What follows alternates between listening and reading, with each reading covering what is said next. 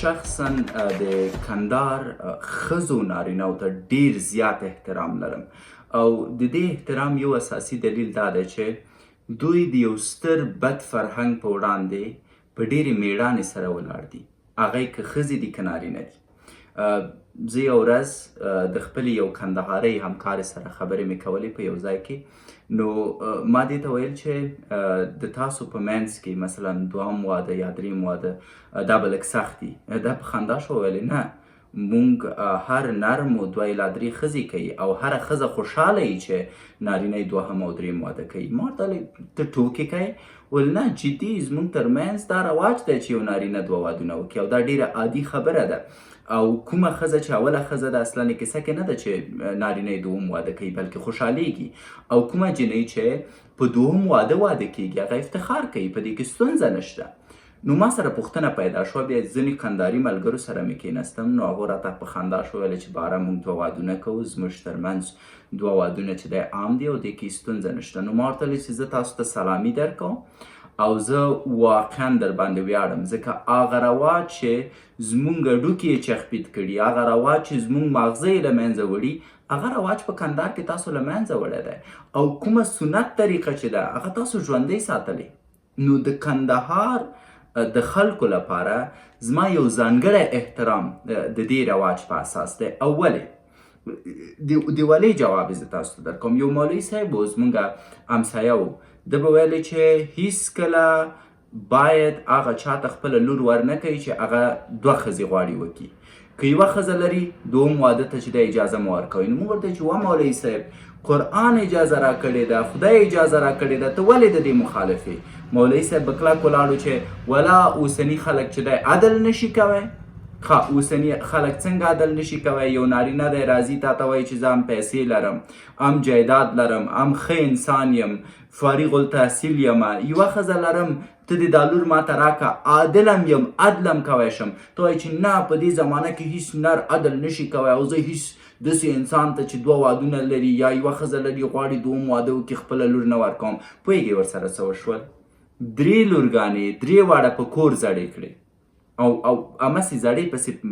پیغلې مړې شوې. نو هغه ملا صاحب چې زه اوس کله کله ګورم ستړي مه شي، ورته فقط د دې د خاطره کوم چې د سنت طریقه ده، ځکه په هغه درې خویندو د تر ټولو شدید ظلم وکړ. پیغله راواخله، په کور کې مجرده وساته او په پیغلتوب یې پسې دومره زړکه چې مړه شي، ورور ته احتیاج وي، کاکاګانو ته احتیاج وي، اختر ته به په تمه وي هغه درې نجونې.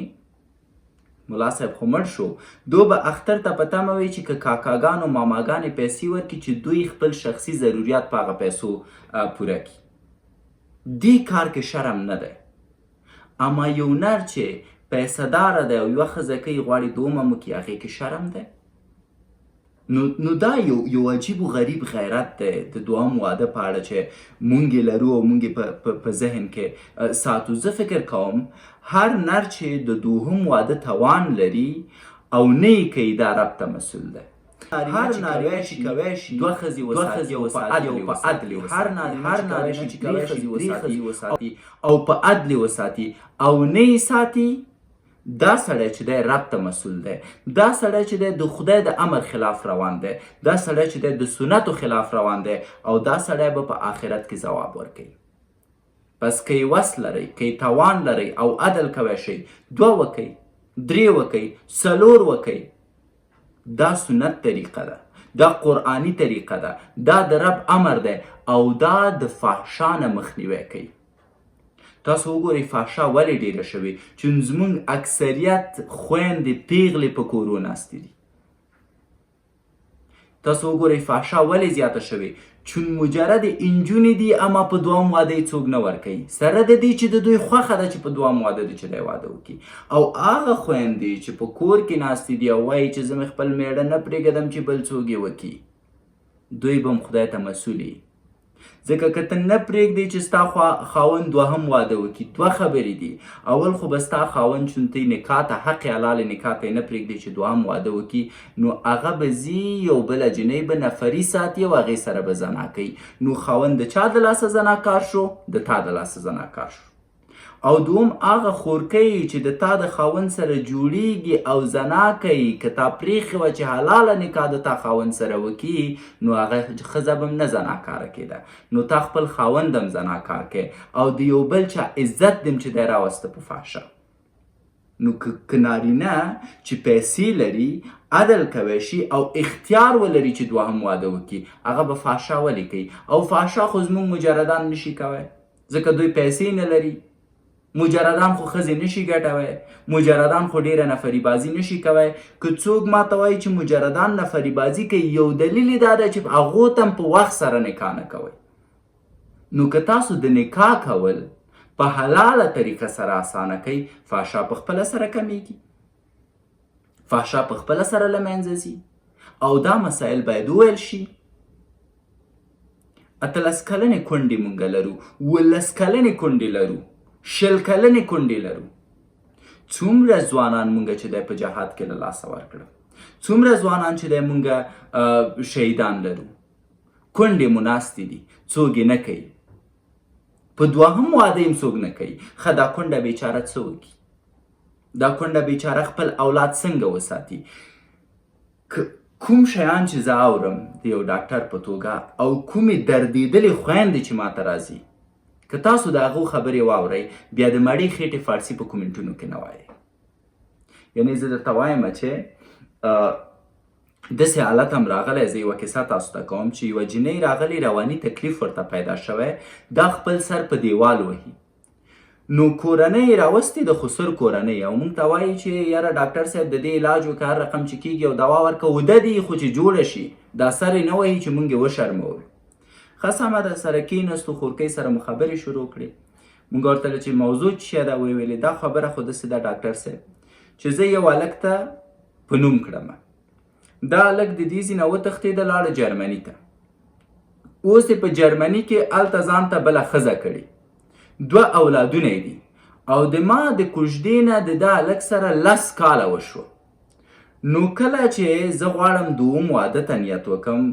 د ما کورنۍ هلته خسرګنۍ ته مې وایي چې دا زما لور مونږ بل ته ورکوو نو وایي د ما خسرګنۍ وایي چې دا زمونږ په نوم ده زما د زوی په نوم به مري نو کله چې وایي مونږ ورته وایو چې خو نو زوی ته د زنګ ووهه چې راشي ما بالاخره آینده مې راته معلومه کړي وایي زوی هلته د تلیفون له لارې ماته وایي چې زما د طرف نه جواب یې زما د طرف نه طلاق یې زه دې نه کوم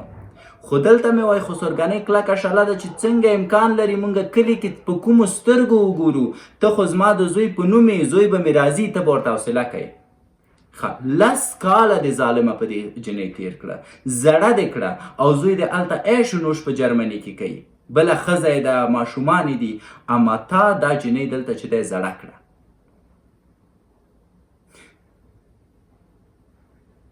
پلار ته دې وایم ولې نه وایي چې په هغو فشار راولي و پلار مې وایي چې والا دوم ملامته نه دي خو رواج دی که نه